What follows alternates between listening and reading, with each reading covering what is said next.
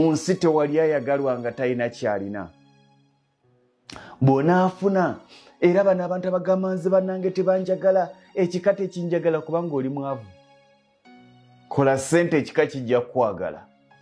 Baganda bange banvaamu bonna tebanfaako kubanga oli mwavu bakwagaza eki?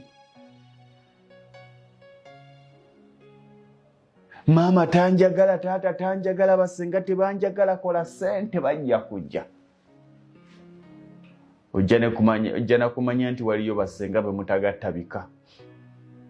Bajja kunonooza eŋŋanda nti ate kaakati kojja tozaalibwa bangabi nti ate kaakati nze abengabi be banzaala nosokera nti maama wo.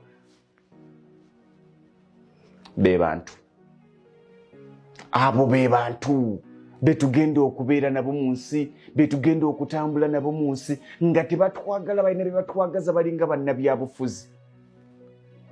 Munnabyabufuzi teri munnabyabufuzi alina mukwano. Era nze tankubira nga nti nkwagala nnyo, olina kyonjagaza kubanga ndi kumpewo nja kuyisaawo. Munnabyabufuzi mbunza oyo mubaka mukwano gwange alina kyakwagaza, alina kyakwagaza. Era ajja kukwagala nnyo nga yakubira essimu, lw'onaazimukubira tajja kukwata.